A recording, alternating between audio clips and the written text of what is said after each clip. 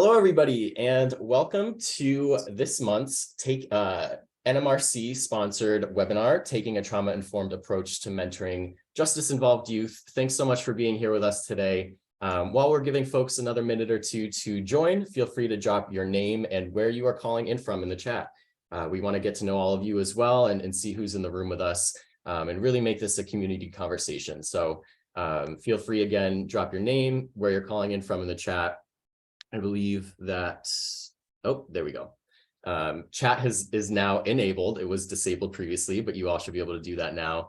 Thanks, Sherry, for letting me know that. Thank you. Again, for those who are just joining us, welcome to this webinar. If you are looking for learning on taking a trauma-informed approach to mentoring justice-involved youth, you are in the right place. We have a really amazing set of panelists today with us and facilitators, educators. I'm seeing folks awesome. We got Nebraska, we got San Diego, DMV, love it, love the DMV representation, New York City, Colorado, Kansas, awesome, all over the place. Atlanta, Georgia, very nice. For those who are just joining, we're just giving folks another minute or two to log on into the webinar. But we will be talking about how to take a trauma-informed approach to mentoring justice-involved youth today in this webinar. And again, feel free to drop your name and where you're calling in from in the chat.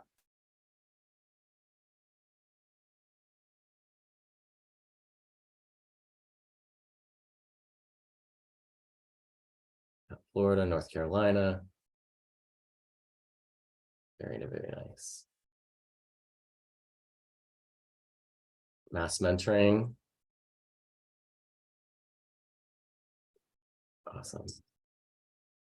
Okay, so honestly, just to get right to the meat of the presentation today, we'll get started. But again, if folks are joining in now, welcome and continue to talk with one another in the chat, introduce yourselves. Feel free to share any ideas or thoughts that you have in response to the things that we'll be talking about today.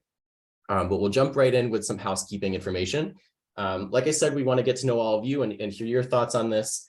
So with that, all of you are muted for best sound. But again, there are still a couple options to participate in today's webinar. One being typing questions in the Q&A panel, which you will see in the toolbar with the little Q&A icon. And then you can also type comments and thoughts and ideas in the chat box. Live captions are available if you click on the CC button at the bottom of the screen.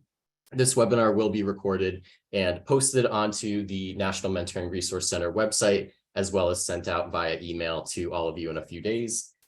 We have a couple polls today, or I think it's maybe just one poll today, to get a sense of who's in the room with us and what all of your roles are in the mentoring space. So I'll launch that one very quickly right now. So you should see something pop up on your screen asking you, what is your role in the mentoring field? And of course, a lot of us wear many hats, but feel free to just pick whichever one that you're feeling most like today, so that we get a sense of kind of who we should be tailoring this discussion to. Give you all a few more seconds to answer that.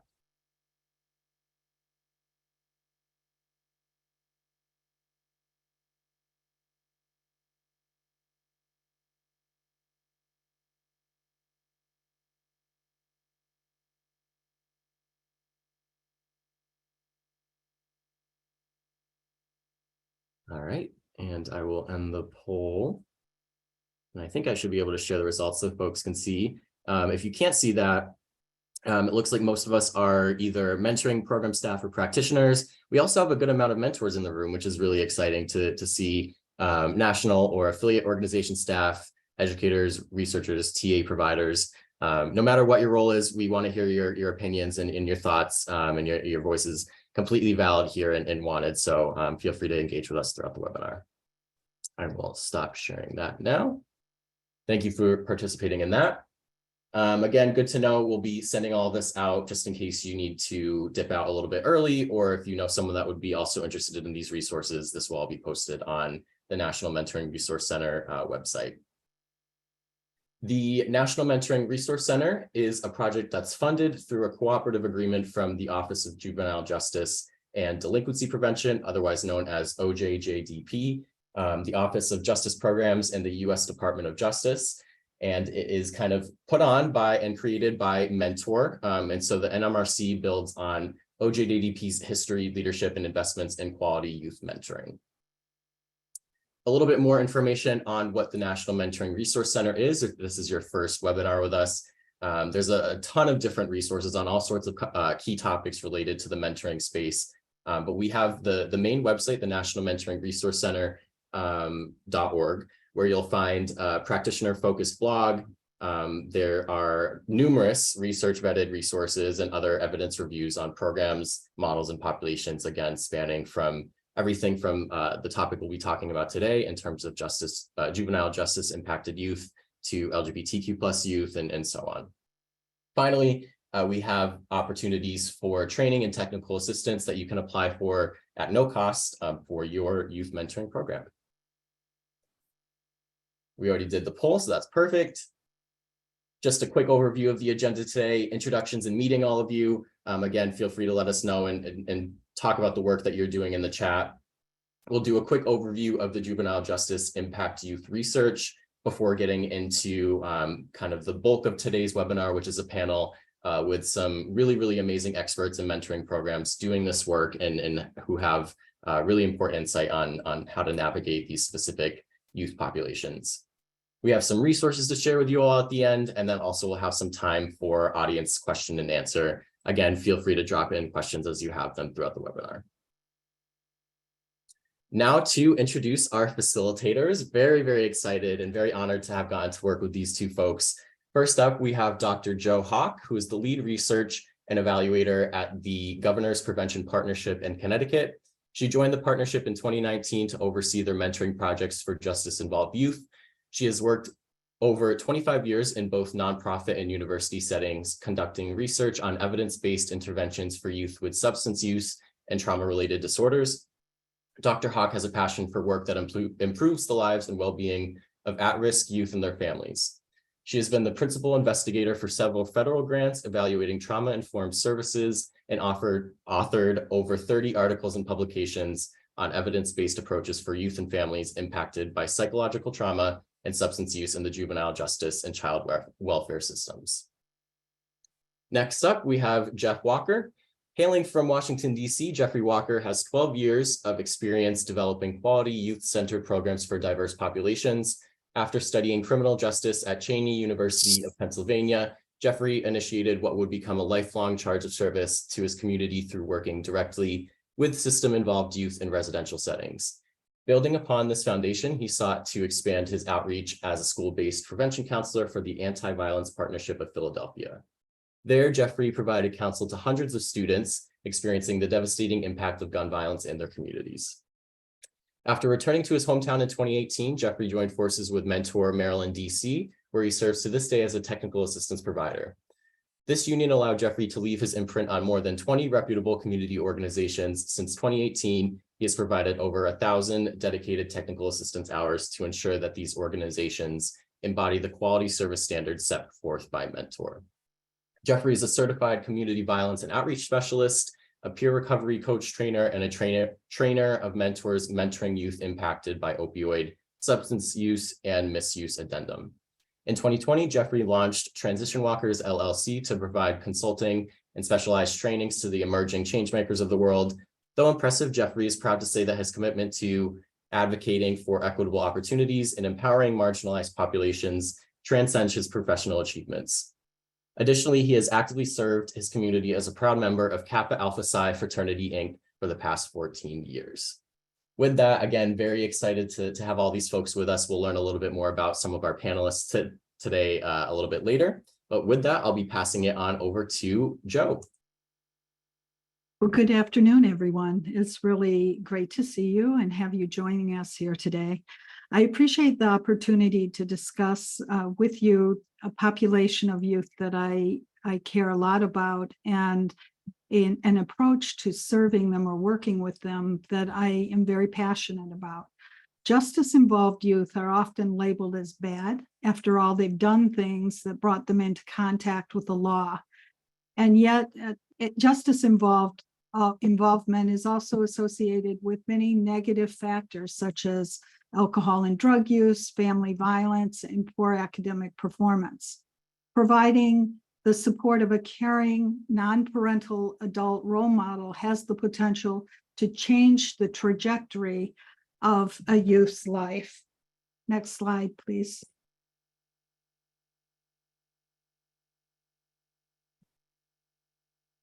To set the stage for our panel discussion today, I'd like to go over a few statistics from a report that was released in December 2022 called Youth in the Juvenile Justice System, the 2022 National Report. The statistics are a guide. Statistics change depending on when you collect them and how you collect them, but they can also identify trends and profiles that can sometimes challenge our understanding and our beliefs about justice-involved youth. Next slide, please. Oh, I'm sorry. In 2019, there were just under 700,000 juvenile arrests in this country. In the 20 years ending in 2019, the rates of arrest among juveniles actually decreased by 68%. That's a significant decrease. And as the report points out, that decrease has occurred across genders, across ethnicities, across age groups, and across most offenses.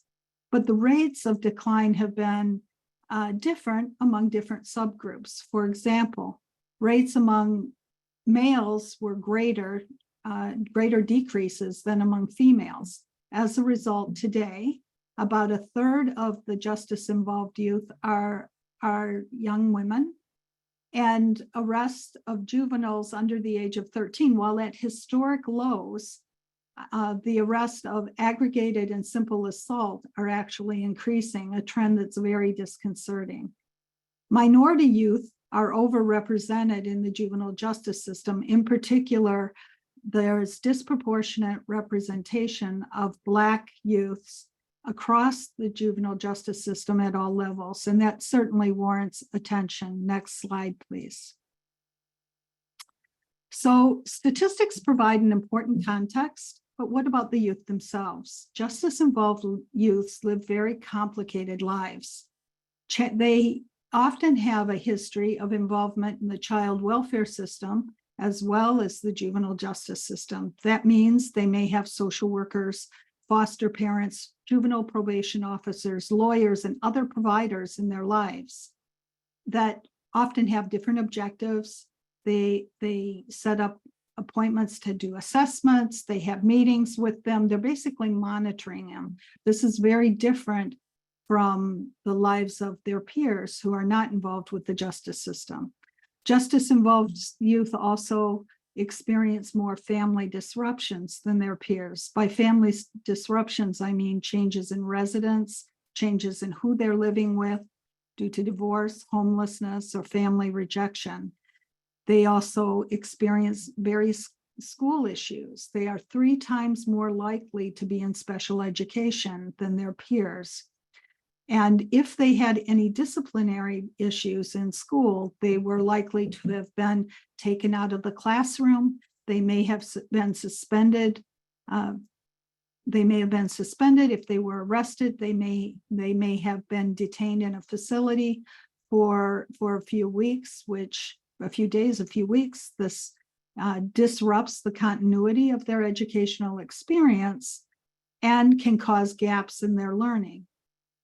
13 to 15% of youths in the system are part of the LGBTQIA, which stands for lesbian, gay, bisexual, transgender, queer questioning, intersex, or asexual population or community, compared to 5 to 7% in the general population. High rates of homelessness, poverty, unemployment, discrimination, and violence drives this overrepresentation of youth in the juvenile justice system. Next slide, please. But perhaps the most glaring challenge that justice-involved youth face is mental health and trauma exposure. It's estimated that more than 2/3 of youth in the justice system have emotional and behavioral health diagnoses. Many of the youth that don't have the diagnoses also have severe mental health needs. They just don't meet the threshold for a diagnosis. Diagnosis includes depression, anxiety, oppositional defiant disorder, conduct disorder, and post-traumatic stress disorder. Rates of trauma exposure are higher among justice-involved youth. Experiences such as childhood abuse and neglect, sexual assault, community violence, gun violence, natural disasters, family rejection, animal attacks, all of these experiences can lead to trauma and are higher among this population. It's estimated that as much as 95% of youth in the system have been exposed to at least one potentially traumatic event. And many times it's multiple potentially traumatic events. In a study that I was involved with, the average was 7 to 8 events, experiences that could cause trauma before they entered a detention facility. 7 to 8 is pretty significant. And studies I've seen of the general population suggest that the rate is maybe 6 to 70% of adolescents in the general population. So again, very high numbers compared to their peers. It's estimated that 30% of the population had qualified for post-traumatic stress disorder. This is compared to 4 to 7% of adolescents in the general population. Next slide, please. These challenges translate into barriers that mentors need to overcome. One of the biggest barriers is developing trust with their justice-involved mentee. Many youth who are in the system who've had these trauma experiences have been betrayed or let down by adults in their life. The parent, the caregiver may have been the perpetrator of the offense. They may have been unwilling or unable to protect the youth. So justice-involved youth need mentors who understand them, not just their cultural experience, not just the experience of being in the justice system, but also the experiences of a trauma survivor who may be triggered or may be on the road to recovery.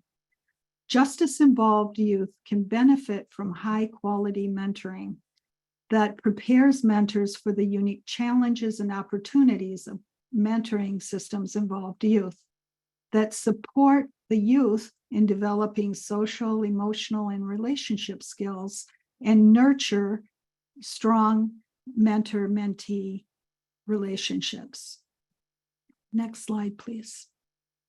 The best programs follow evidence-based practices. They recruit mentors who understand cultural backgrounds, lived experiences, and the effects of the system on youth, which in and of itself can be traumatizing. The best programs also help youth learn about how to identify natural mentors and how to develop bonds with people who can help mentor them outside of the formal system. They provide mentors with tools and resources that are necessary to help mentees change specific behaviors that the program is designed to change, and they use a trauma-informed approach. Next slide. A trauma-informed approach rests on 3 pillars: safety, connection, and emotion. Many of the behaviors that justice-involved youth display can be related to trauma triggers and dysfunctional coping. Mentors can play a critical role in helping mentees who are trauma survivors on the path to recovery by engaging in these key trauma-informed practices, by being reliable, honest, predictable, and transparent with their mentee. If you say you're going to be there on Saturday, be there on Saturday. Don't be canceling at the last minute. By always emphasizing connection, being positive in your emotions towards your mentee, even when it's challenging to do so. And by helping them learn to manage their emotions, helping them talk about what they're feeling, to label their feelings. Not everything is anger, although they may think it is.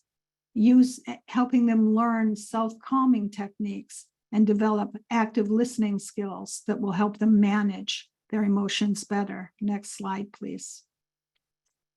So there are many promising approaches like the Credible Messenger program or youth-initiated mentoring that are designed to overcome the barriers of working with justice-involved mentees and to kickstart establishing a trusting mentor-mentee relationship. But there are also several strategies that mentors and mentoring providers can incorporate into their mentoring efforts when they're using other approaches. And that's what we're going to talk about today. Today, we're fortunate to have the opportunity to hear from experienced panelists on this topic. And with that, I'd like to turn the mic over to my colleague and friend, Jeff Walker.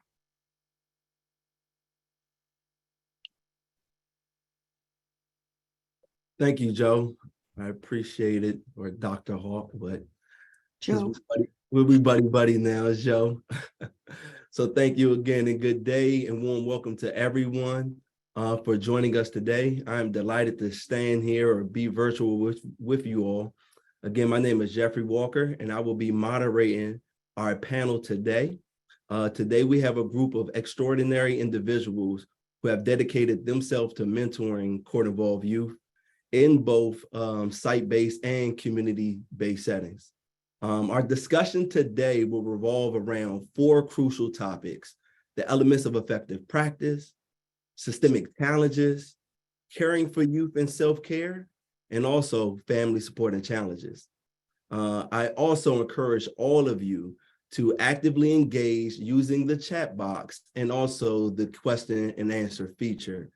This way, we have an opportunity of answering some of these questions in the panel discussion if we notice that the questions are reoccurring and also very relevant to the discussion at this moment. And also if we have enough time to get to them. I also believe that together we can foster a dynamic and inclusive conversation that not only enriches, but also expands our perspective when approaching young people and this work. So now it's my great pleasure to introduce our esteemed panelists whose personal experiences and unwavering commitment to this cause have propelled them to the front line of youth mentoring. Throughout this session, they are going to share their unique journeys, shedding various lights on their connection to this work, and also providing insight on how they use their perspective on approaching these young people through a trauma-informed lens to support their growth and development, to ensuring that our young people not only survive, but thrive. And so I'm happy to lead this conversation and embark on this aligning discussion. But also without further ado, I would like to pass the baton over to our esteemed panelists and allow them to introduce themselves, their program, and also what connected them to this work. First, I would like to pass it over to Ms. Nicole Mayfield. Good morning, everybody. We're here in Arizona, so it is morning here. My name is Nicole Mayfield, as Jeff has already introduced. My career, right now, I am going on 25 years in law enforcement. I started You Matter Too, which is my nonprofit, back in 2017. And it was for the purpose of dealing with youth that have been bullied or those contemplating suicide. To bring awareness to both the issue of the rise in bullying and the rise of youth suicide into the schools. Haven't been very successful in getting to the schools out here, so we wanted to try something different. I met up with a coworker who was a juvenile detention supervisor at the time, back in 2019, and explained to her what we were doing in our program. And she had the idea, you know what, let's go ahead and team up and partner. So in 2019, we already know, at the end of that, the the pandemic came, so we were not able to move forward with the plans on getting into the juvenile detention center. So we finally got the okay, probably in late 2021, early 22, to go in and speak to the youth. The young ladies who we mainly speak to in there. And I knew then, after going that first meeting with my collaborative partner, who I will be passing the baton to here shortly, I knew then, mentoring them and just wanted to be that guidance and be that support for them, even though they made mistakes. We just wanted to let them know that they were still valued, they were still supported, and they were still loved. And so right now, that's my history. So I will go ahead and pass the baton to my collaborative partner, Kim Mohammed. Hi, everyone. Good morning as well. I'm also here in Arizona, and I greatly appreciate you passing that on, Nicole. Again, my name is Kimberly, and Zuri Circle was actually started in 2010. My daughter and myself started this nonprofit, and it has been our great pleasure to really just expand off of everything that we're doing. We started with providing services to homeless individuals and making sure they had things they needed. And then we started going into schools and providing clothing and shoes into schools, and we saw a greater need. And the need was that children were just bullying each other. They weren't very kind. The family dynamic changed. So we really wanted to do something. So we started our Be Powerful program, and we are fortunate enough to be in a few schools, but we do other activities with that program. My background, I actually came from a medical background, nursing assistant, medical assistant, and then a private caregiver for many years. And I stepped out of that role into a nonprofit exec, and I'm excited to be here with you guys and just share our experiences over the years with you. Thank you, Kimberly. I appreciate it. And thank you, Nicole, as well. And so now we're going to open up the conversation, first focusing on the 6 elements of effective practice. And we're going to try our best to hit every element with this population in terms of how we interact and engage with them. A little bit backstory. When I was invited to host and moderate this panel, I was also doing some engagement work at the group homes with some of the youth here in DC. And I raised the question to one of the young people. I asked them, I said, hey, listen, I'm about to go do this panel on, working with court-involved youth. There's going to be practitioners in the mentoring field, and also, some system partners as well, those POs or, court-involved people. I said, if there was one thing that you would want me to say to them, what would it be? And what I heard this young person said to me has so many dynamics. What he said was, ask them to treat us the way that they would want to be treated. And when he said that, it was so profound to me, because in that little statement, he is already identifying and also reliving, right, his experiences with individuals within the system. And so I would like to open up this question, or this section, with this question. How do we develop the skills, or what are the specific skills and qualities should a mentoring program possess when recruiting and screening court-involved young people? And I would like to open this up with Nicole, because Nicole, you spoke about being showing young people that they are valued, appreciated, and loved, right? How does that transform into qualifications and skills for a mentoring program staff? And how does that show up in the work? Well, actually, it's important to communicate that to them, that they are important, that they are valued. And again, regardless of their situation, they can get out of that, and just being able to, just have a listening ear, being empathetic with them, having compassion, with them. and again, just letting them know that where they are today is not where their tomorrow is going to end. So just having the qualities, communication, just interpersonal skills, just to be able to communicate that with them. Absolutely. Absolutely. Kimberly?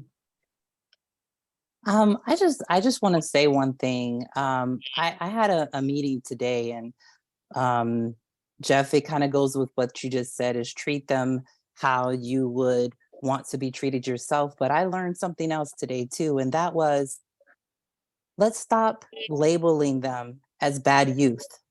Stop using that term, because they're not bad. They've just been in situations that have caused an outcome to happen.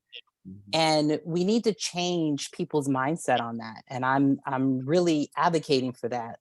Let's find other ways to identify these youth. Let's find other ways to get other people to address them as well. Because once we use that term, everybody uses it, and that's not good for them. I appreciate that. I appreciate that. So what can mentoring programs do to effectively engage and recruit mentors who have a genuine understanding of these challenges, just like you guys are speaking right now? How are we able to identify those mentors?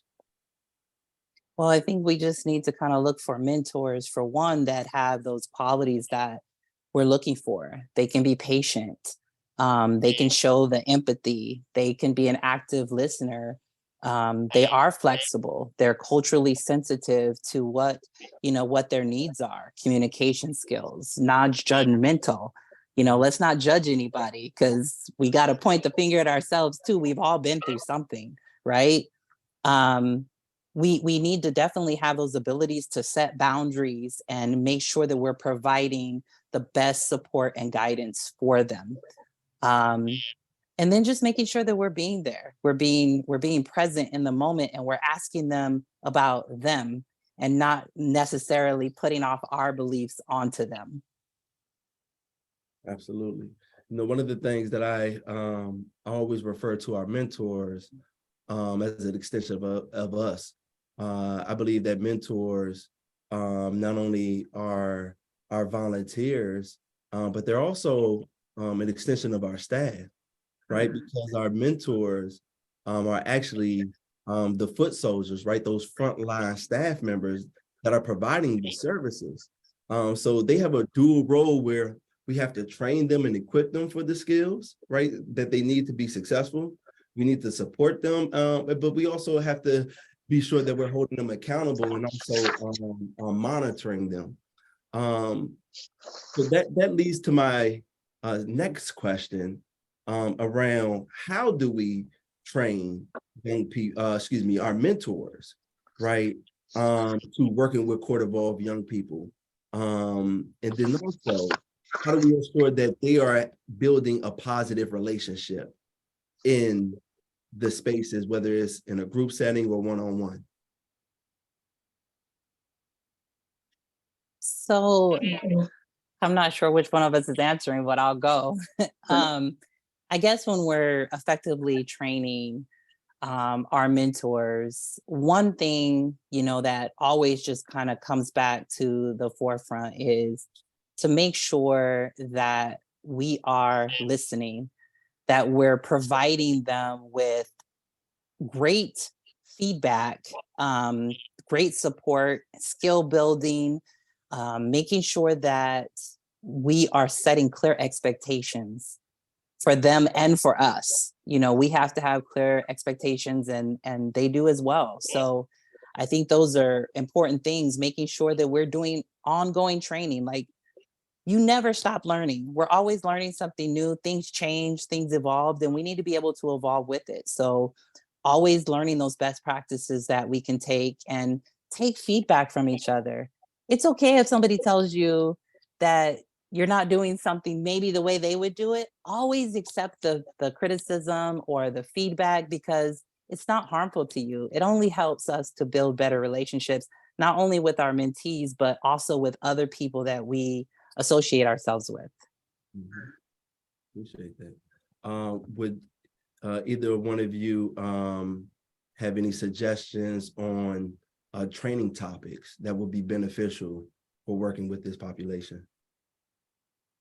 I would say, learning some of the things that, just the issues that they face, with the courts, learning the legalities and everything that these youth are facing, being impacted or actually being incarcerated. Just teaching them the different challenges that they probably will face with some of these youth that have been incarcerated. Mhm. Appreciate it. Appreciate it. Thank you. When we're thinking about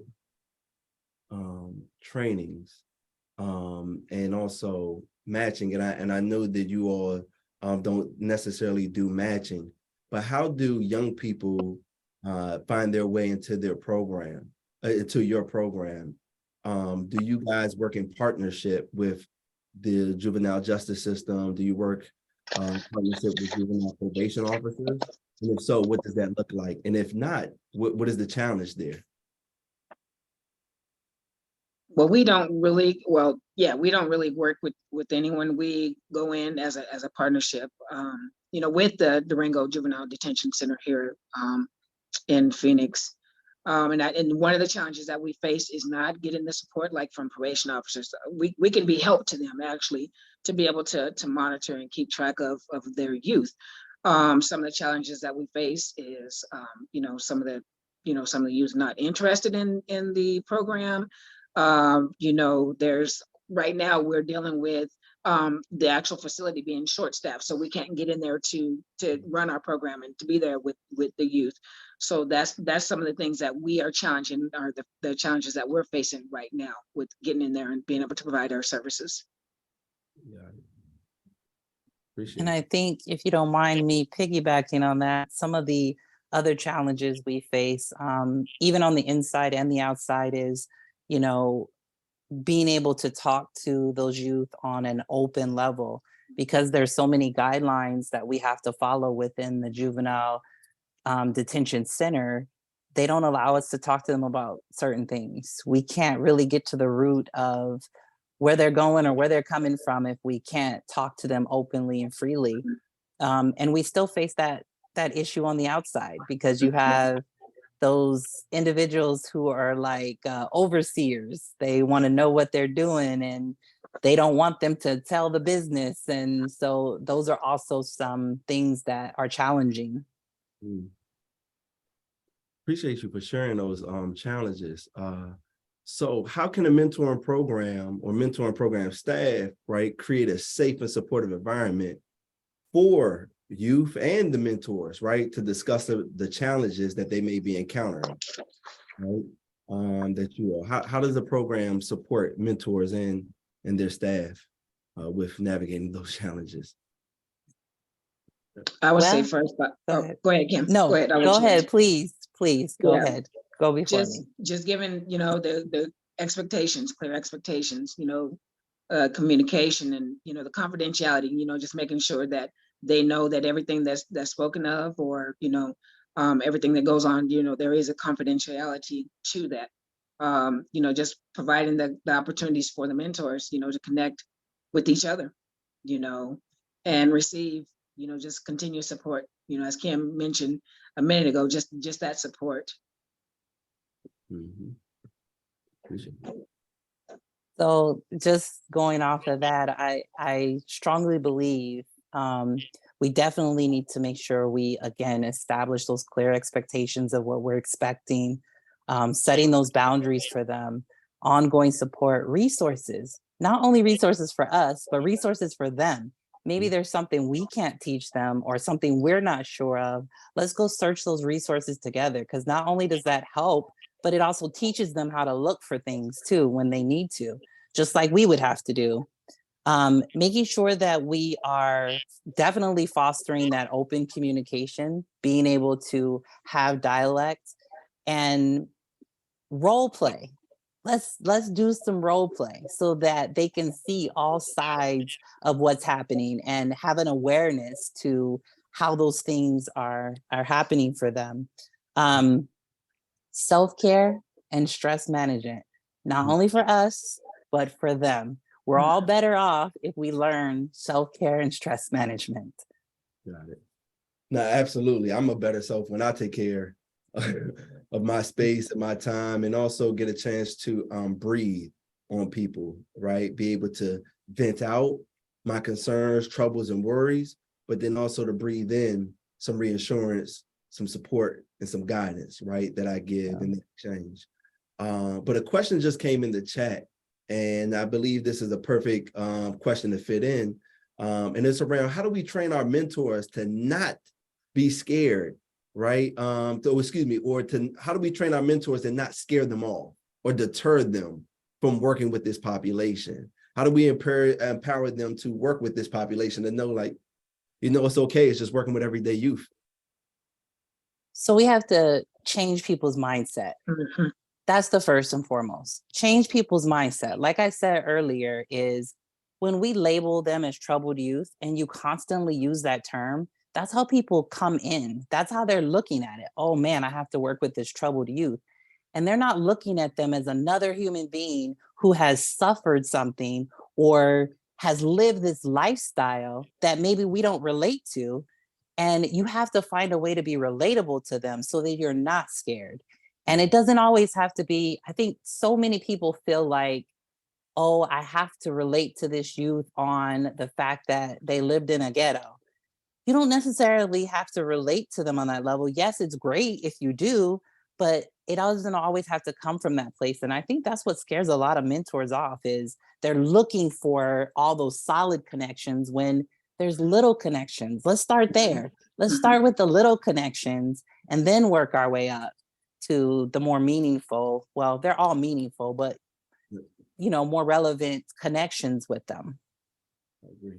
And just to add on to that, Jeff, if I may, is showing them the compassion. If the mentors can show compassion, and as Kim said, to be able to look past what they've done, I think they would be able to connect, and again, understanding and knowing the communities that these youth are coming from, or maybe some of the houses that they come from, the trauma that they've experienced. That would give them a little compassion, a little empathy. I think that would help them. Absolutely, absolutely. I also would, to add on to all of that, I think you guys are hitting it well on the head, the nail on the head. But also, understanding that implicit bias, right, and having that implicit bias trainings. There's been so many times that we utilize so much labeling and terminology and rhetoric around this population that people are apprehensive to think that, okay, this person may be aggressive or physically aggressive with them. And honestly, I mean, we all work with this population directly. They're really kids at the end of the day, at their heart and at their truest form, right? So they still want to play video games. They still want to do, activities of fun. Still want to go-kart racing. They're still children and young and with so much future, so much untapped potential. But I always felt as though that our young people just learned the right things the wrong way.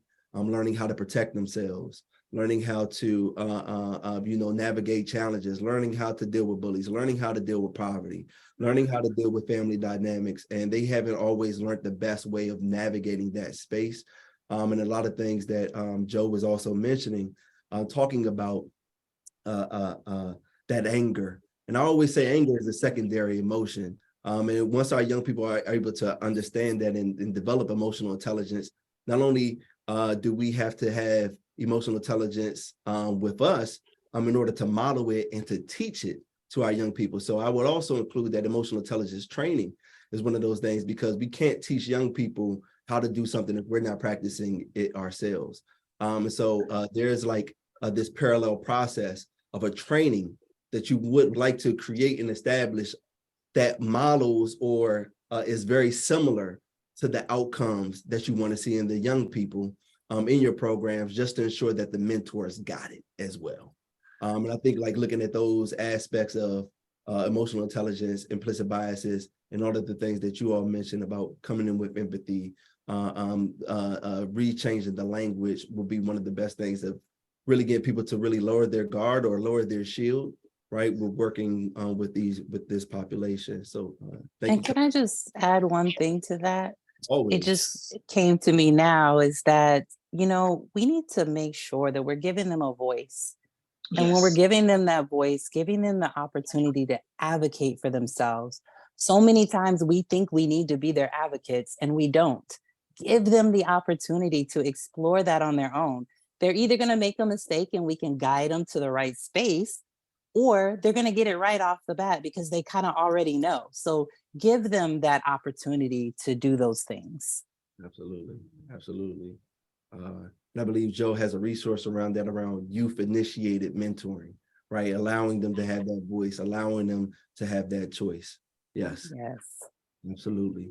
And so moving on, talking about monitoring and supporting, right? These matches or young people in our program. Joe did a fabulous job of talking about how much trust, right, is valued and needed, and how a lot of our young people lost trust in adults, right, through neglect or abuse. So how do we establish trust with young people while also sharing information, right, to probation officers, detention officers, or if we have those detention officers in our space monitoring, right, or overseeing our setting? How do we foster or build that trust and open communication with our mentors with our mentees who have a guard, and rightfully so? I'm going to start this off because I know we've had some issues with some of the youth in the facility that we go to with the trust. And as Kim just said, just reassuring them that they do have a voice, that they have rights, and if they can express those issues or just the things are why they don't trust, we can work on it. And our way to be able to let them know that they can trust us is just constantly being there, just showing up. It allows them to see, hey, what, they weren't lying. Because that's one of the things that I got for some of the girls. Oh, we don't trust you. You're lying to us. Nobody else stood for us, and nobody else was there for us. But when we kept showing up, that does build trust, with this youth of today. Just showing up for them.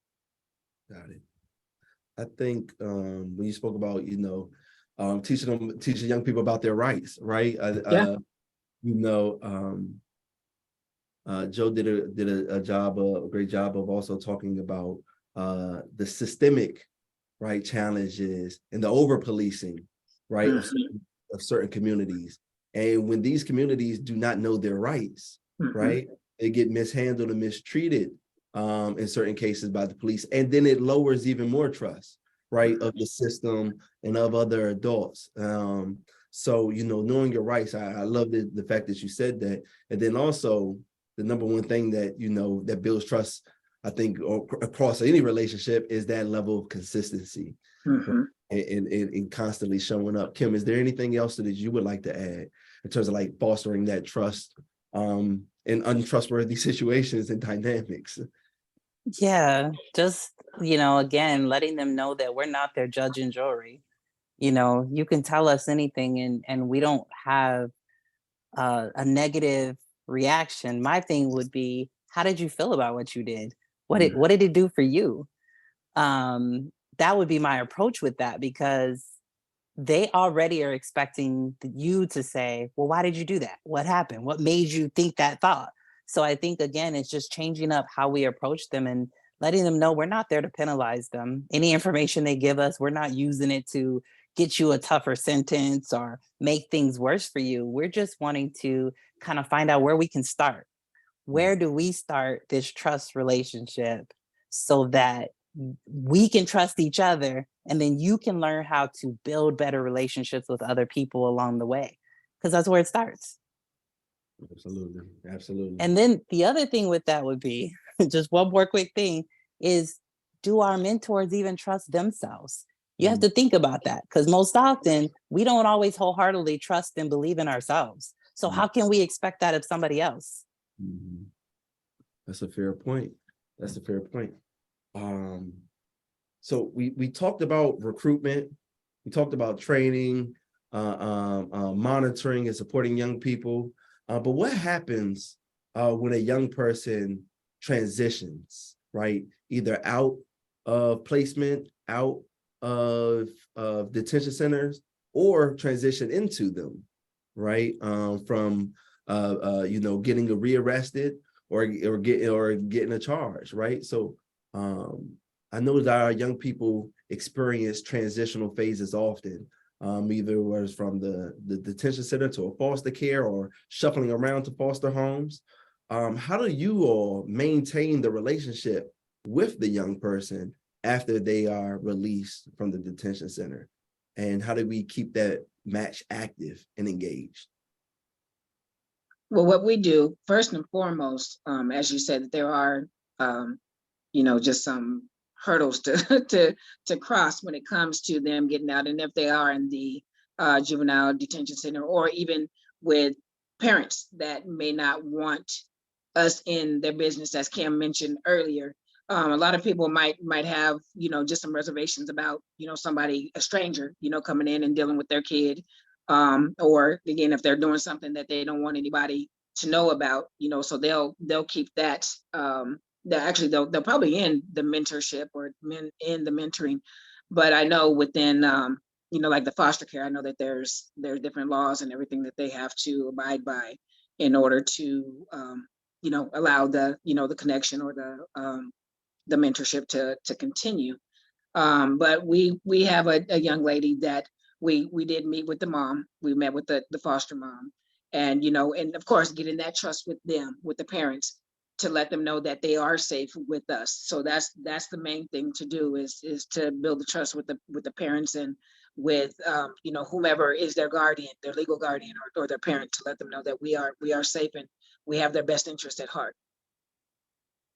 Absolutely. So it's also that building that connection with a third party or someone also Absolutely. connected with the young person too. Absolutely. Appreciate that. Thank you. We also have another question in the chat box that I think is also important to mention and also highlight here. They said that they received, this is a question they received from one of their mentors yesterday. Youth in custody often feel they have to develop a certain mentality and mindset to be accepted by their peers in custody. But that mindset and mentality often does not serve them in the community. How do we help them transition their mindset? And I will also say behaviors and attitude, right? Once they are released and have to be reintegrated back into the society. So they build up walls, right? So when we go into different situations, let's start here. We all wear a mask every day. What we allow people to see and what we don't allow people to see. So we're always hiding who we are. As young people, they're building walls because they have to protect their emotion. They have to protect their sensitivity and everything when they're in the juvenile justice system. Because people are going to fight them for whatever they believe. They may be bullied. So we kind of have to really understand why they put that shield up and why they, put that mask on. So now it's our job to really start to prioritize what's important. And that's talking to them, again, open communication, giving them an opportunity to express how they're feeling in those moments. Why do you think you put this barrier up? Where do you see yourself? We have to get them to set their goals. We have to get them to face the things that they're doing, because sometimes we all know this, right? We do things and we don't even know why we're doing it. We're just going with the flow, So we have to get them to realize you're no longer in here. The community's different. Let's go see all the great things the community has to offer and get community members on your side. Get their wherever situation they're going back into, create a relationship so they can see how you're building relationships as well. And I think that's how we change a lot of what they're doing. Appreciate that. Thank you. So one of the things that I've noticed that was a common thing that you all mentioned with some of the challenges, right? And that leads us to our next section, systemic challenges. Now, I know that you all have some obstacles with, working with young people in a certain capacity. There's a limit to what you can and can't do with the young people in terms of activity. Can you talk about what you believe are some of the differences when providing mentoring services inside a detention center versus a community? What activities you can do, and what are the challenges with building trust with these limitations, and also how do you navigate that? Well, the challenges that we do face inside the facility is, again, them being limited on what they can say, what they can talk about.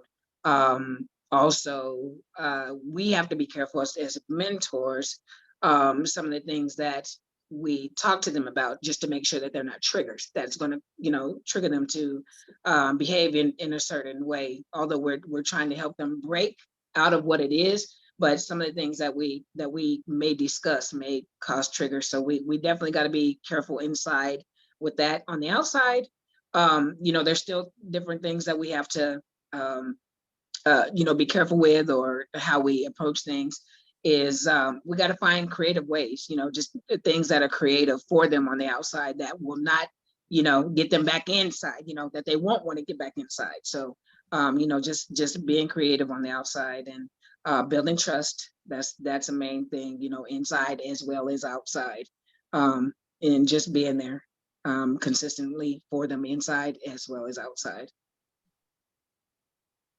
Yeah, I after listening to you two speak just about how you hold space in the detention centers, it seems like you guys provide that opportunity for them to be vulnerable, right? For them to have that opportunity to lower their shields, because I do know that there is a culture in jail, right? And young people or anyone that is in a correctional facility or detention facility, there are certain things that they need to, protect themselves from or learn how to navigate. There's unwritten codes and violations and boundaries that you need to know and also respect, because it could, lead to, further problems in the jail, or, in detention centers. But seeing how those are some of the challenges in detention centers, our young people are also in the educational system as well, right? In schools. So how does the educational challenges and also support from principals and teachers play into how we can support and further develop juvenile justice involved youth? And what is your interactions and partnerships? Well, first of all, going back to what I said earlier, we need to stop teachers and principals from automatically jumping to conclusions about these youth. They don't know their history. They don't know where they've come from. They don't know what their circumstances are. And anytime there's trouble around these youth, it doesn't matter who did it. It's always they're looking at them first. And that's something that we need to really change, because they just want to go back to school. They just want to have the same opportunities as everybody else. And if we keep preventing them from having those opportunities, those second chances, how can we say, oh, we're people of second chances, if we're not willing to give somebody a second chance without looking back constantly at what they did to begin with? So I think, that's important. Is teacher training is going to be super important. These teachers need to really go back and learn sensitivity, empathy. They need to go through their training as well, but we need to make sure that the support is there. We need individuals in those schools that can give them the extra support, community leaders, mentors. Just having mentors in school makes such a big difference. Absolutely. And to piggyback off of that, first and foremost, these schools have to want to work with the mentoring programs in order to offer the programming and the assistance that's needed, that these youth need. They have to be willing to work with us to help them and their youth. Yeah. Absolutely. You know, I've pondered on this for quite some time because you know, working in various different settings and detention centers and group homes and communities and schools, I've seen a lot of people work with young people. And you know, a colleague of mine pulled me to the side when I was working at a high school, and he said to me, I want you to just be mindful of what you see in this school and just know everybody working with young people does not need to be working with young people. Agreed. That's true. I have seen and witnessed from colleagues and peers in spaces that I was at of staff triggering and re-traumatizing young people, certain statements around that's why you're here, right? That's why you're getting arrested. That's why I don't want you in my class. Like those, that's why, Yep. right, are stinging words. And I have seen young people go from a 30 to 40, where you could have talked them down or spun them, to 100 because that statement was made. And I'm a firm believer that a great youth developer is also a great educator, and a great educator is also a great youth developer. That's right. Right. And I mean, yeah, go ahead. and you know, imagine being at a school, and I'm there quite often.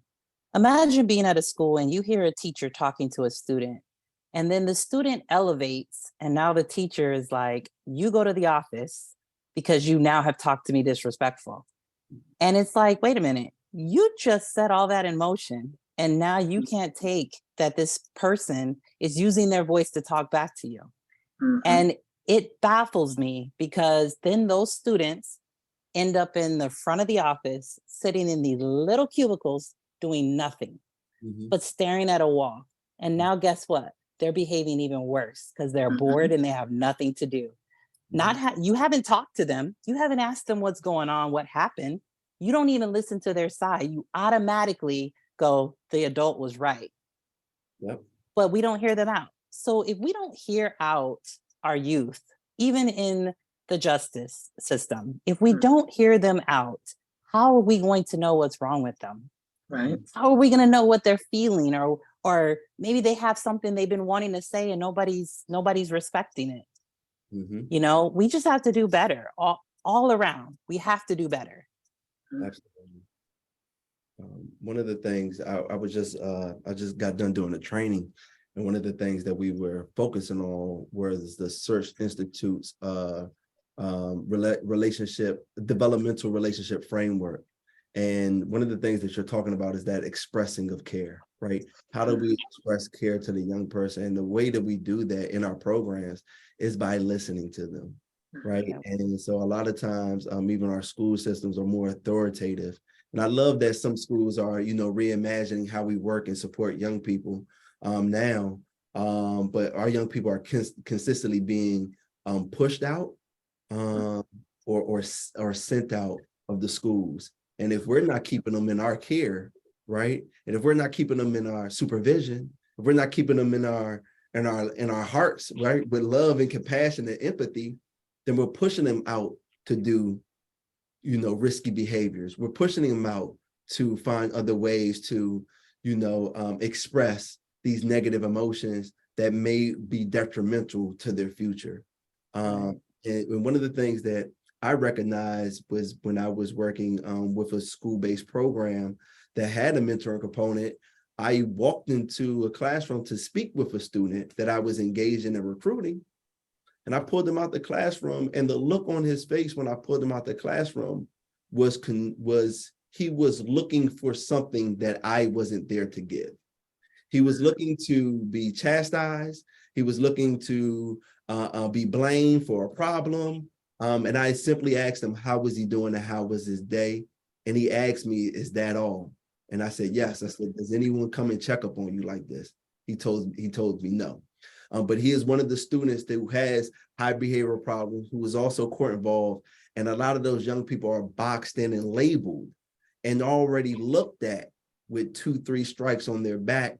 And I feel as though some schools are are looking for ways to catch them doing wrong instead of catching them before they fall. And that's why organizations and the work that you're doing is so important, because you're helping young people navigate that space and trying to catch them before they do wrong and catch them before they fall.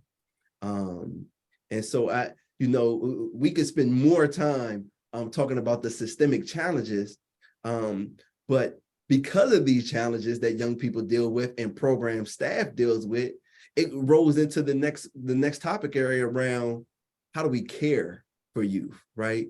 Who is being re-traumatized, who is dealing with traumatic situations, who may have been pulled away from their parents and friends because they have committed a crime, because they were involved in a crime. And then also, how do we take care of ourselves, right? With navigating some of these spaces and system partners, but also dealing with the challenges of interacting with these young people. So what are those major challenges, right, that you all face? I think we would all love to hear what are the specific challenges that you all face with your mentees and mentors when trying to build a healthy relationship with these young people and also keep a stress level down to a minimum. Right. Well, first of all, lack of confidence, the lack of trust, conflicting emotion, because you're stepping into somebody else's space, trying to figure them out and trying to understand where's all this anger coming from. And when we step into that space, we're stepping into more than just being in front of that youth. We now need to step into their world, their community, their households. We need to learn a little bit about their background so that we can really discover the whole person, right? And sometimes one of the things we always talk about is even us as adults can get triggered. Maybe there's something that happened to us and we get a trigger. And so we have to learn also how to keep ourselves calm. So one thing that I always share about self-care for not only us, but for our mentees is journaling. Write down your experiences. At the end of each day, do a brain dump. And it's super simple. You just write down every thought that you had today. It could be what you're cooking for dinner. It doesn't matter. Dump those thoughts out, because when we hold on to all that stuff, it becomes stressful. Not only do we now have our stuff, but we have somebody else's stuff. And the world is a heavy place already. And when we continuously put rocks in our backpack and dredge them along, it gets heavier and heavier. So that's one thing that I've learned over time, is that when someone gives you something, you have to release it. And that's the same thing we need to teach these young people, is you can't carry everybody's drama. You have to learn to let go so that you can heal what's going on with you in that moment. Beautiful. Thank you. We have a question, and I think it fits perfectly right here, is do you all work on safety plans with you? And if so, can you share what that looks like? We have not yet, because again, we deal with those on the inside, not those on the outside so much. But we are currently working with another collaborative partner on safety, not just, like with school safety, and, just to know, just like there's being aware of their surroundings and all that. We have not actively, trained them yet, but we're getting in the curriculum to get that training to them, and not just to them, but other mentees or mentors that are coming along with us. Yeah, our other collaborative partner, we're super proud to be working with him. He's ex-military. He does special operations still within the military. And he really opened our eyes to all the different parts of safety that you wouldn't think about necessarily on a day-to-day. So even now for us and everybody we work with, we're all now vigilant about our surroundings. When we go somewhere, we're searching. And those are things that we need to teach our youth, and that they should know, and especially mentors. You got to know what your Mhm. exit strategy is going to be. One of the examples our collaborative partner gave us was, if you were in a store, what's the first thing around you you're going to grab to protect yourself? And he showed us a picture of, it was like a water container. And then he's like, but if I would have been paying more attention and turned around, there were knives right behind me. So those are things to think about. Yeah. One of the things that I just want to highlight right now, but also for our audience, is the thing that I keep hearing: collaboration, partnership, right? And that is my biggest thing, because it takes all of us together, right? Yes. To be able to deliver quality services and to ensure that we're making the impact and imprint.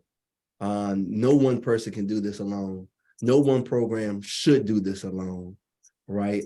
Because it will take a collective effort for us. So I value and I appreciate, and I just wanted to highlight that the partnership between you two, and also highlighting the additional resources and partnerships that you all have. If you're the smartest person in the room, you're in trouble, right? And so I love to hear this collaboration. Also, we have another question in the chat box, and it fits beautifully right here, is that when you are experiencing or express hopelessness, right? Mm. How do you help them see hope again? I think this is a beautiful question. Man, Cole, do you remember the young lady we had in the juvenile, and she was experiencing hopelessness, and we had to have a serious conversation with her? Mhm. I didn't get to go the second time because I had some things going on, but Nicole did. So I'll let her speak to it. So basically, just getting that one-on-one with them and asking them, why do you feel this way? And again, just letting them know the positivity, what you see through your eyes and how you see them. And that's how I was able to, basically get her to re-see herself, is to let her know what I saw in her, what everybody else saw in her. And that pulled her out. That really did pull her out, again, just to let her know what we saw and her potential, letting her know what her potential was, and just that reassurance that we were there anytime she needed to speak with us. She would pull us to the side and tell us what was going on and how she was feeling, and we would do our best before we left for the day, just to make sure she was in a good space, that she felt, just better about herself. And just to piggyback off that, I had a student in the elementary school that felt that way. And I had to take a different approach because this person didn't want to hear, I think you're great. And once you get past the first 2 times of, I don't want to hear that, that doesn't work for me, then you have to change. And so I changed by asking a question. And my question became, well, how do you know you lost hope if you don't even know what hope is? Mm-hmm. So she's frantically searching through her phone, looking for the definition of hope. And I said, that's great and all. You know the definition. We all know the definition, but what does it mean to you? Mm-hmm. And so I actually got her to engage with me based off this intriguing question that turned into, now she speaks to me she goes out of her way to find me. Hi, Ms. Kim, how are you doing today?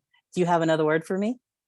Mhm. Sometimes I do, sometimes I don't, but I Mhm. try to make sure I have a word because I see that that's how I could relate to her and get her. And now she says, I think I'm coming out of it. She's like, I still have work to do, but I'm getting there, understanding that I can be somebody. So we just have to learn how that person takes in information, and that's key. We always have to figure out what's the best learning way for our youth. Mhm. I love that. I love that story. And I'm referring back again because the Search Institute's developmental relationship framework is fresh on my mind. Yeah, and that goes with another element, right? How we challenge growth, right? And their understanding and their learning, helping them navigate or develop their critical thinking. What does something mean to me? Not what it means, but what does it mean to me in the context of my life, in the context of my experiences, right? But also the vision or dreams that I see for myself and what it means. And I think that those are ways that we can help like connect the dots, right? Or Yeah. put that switch in their head with one of the young people. And as we segue into the next conversation, I'm also could share a similar story with a young person that I was working with in one of the detention centers. And this young person, one morning I was coming to the group home or detention center. It was a residential treatment facility in Philadelphia during 2011. And it was 7 o'clock, 8 o'clock in the morning. And this young man was just on one. He just woke up, wanted to be aggressive, wanted to go off his unit. And I'm constantly shadowing him, redirecting him, using my verbal cues because it's 9 o'clock in the morning. And I do not want to get into a physical restraint this early in the morning. So I utilized every tool in my toolbox, but nothing was working. I was encouraged by my peers to restrain him. He gave all the validations and cues for me to restrain him. He got physically aggressive with me by pushing me out the way. And then I said, no, I got him. I'll talk to him. But then eventually I reached a breaking point, right? We all have a threshold of patience, right? So I said, listen, I'm not moving no more. I'm not getting out your way. You're not leaving off this unit.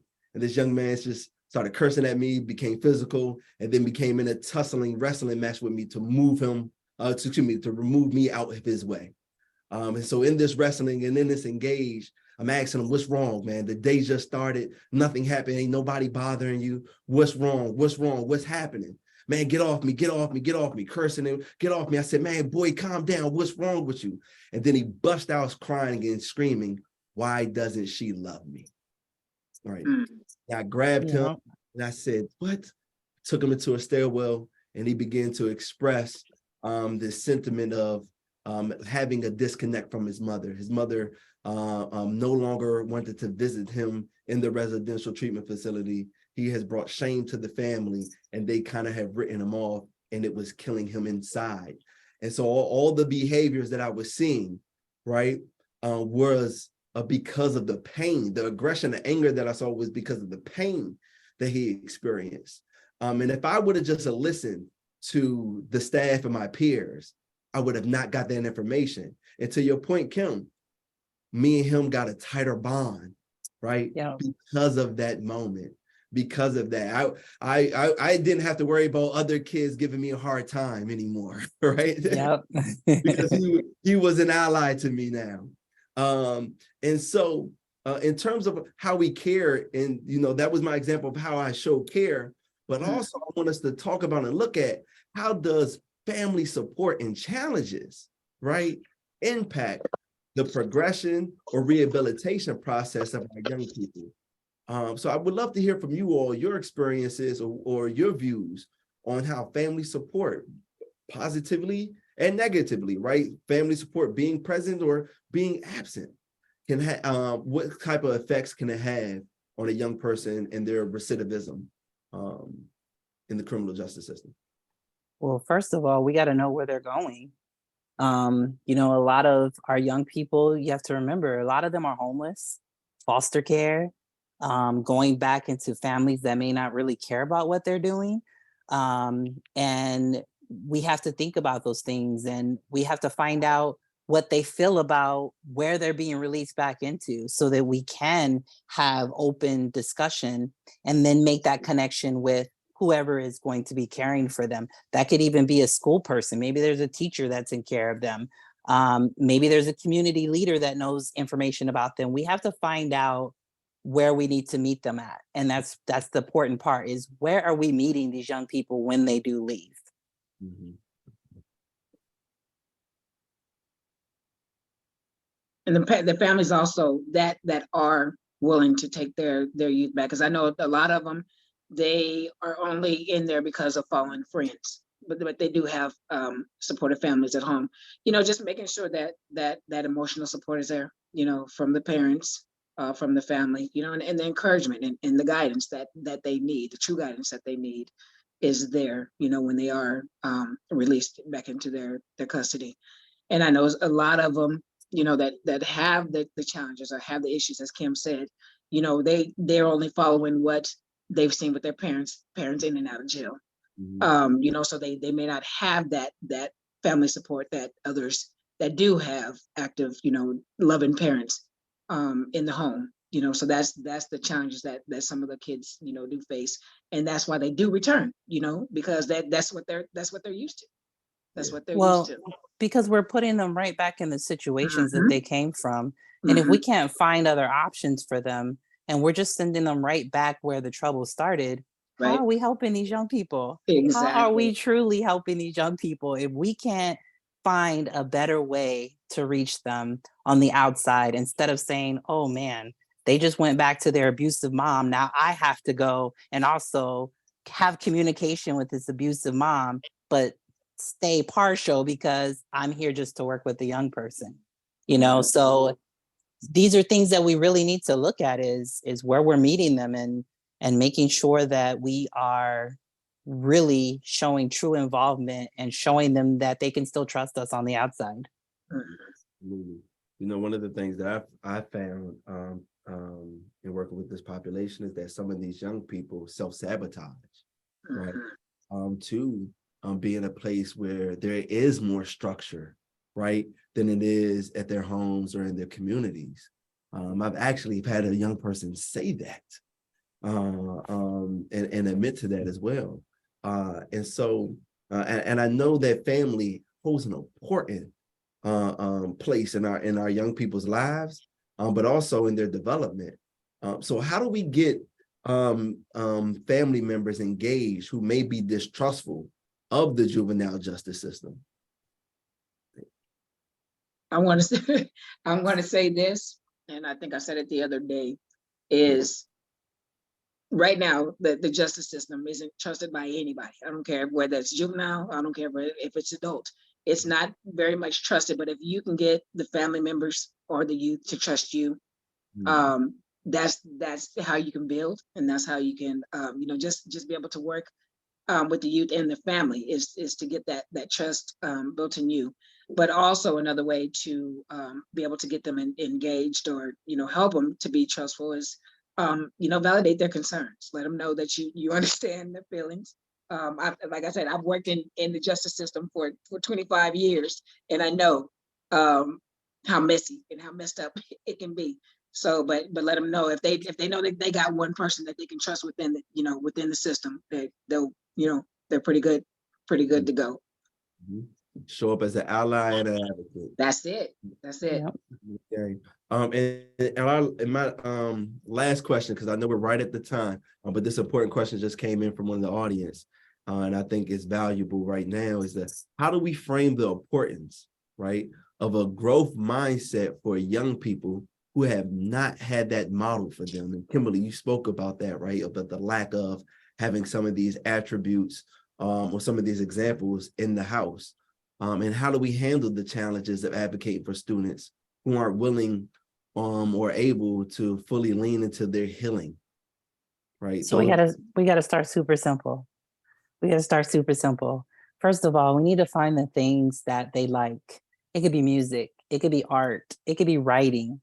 And then you have them do simple activities. One of the activities that we do is it's like a brain mapping. We take this image of a brain and we have them draw inside the brain all the different pathways they feel that their mind works. And we've had these amazing pictures where, you know, I had someone like in the base of their brain put a young person being lonely, balloons for one, just many different things. You have to find what works for them. And once you find where you can reach them, now you can start talking about the little things. Tell me where you think you would be if you were in this forest alone, and how would you interact with now people coming into the picture? Paint this picture for me and tell me what that looks like for you.